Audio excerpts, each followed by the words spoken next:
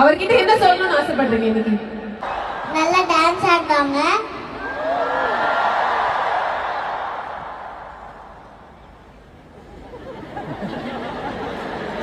நல்லா அழகா ஸ்மைல் பண்ணுவாங்க.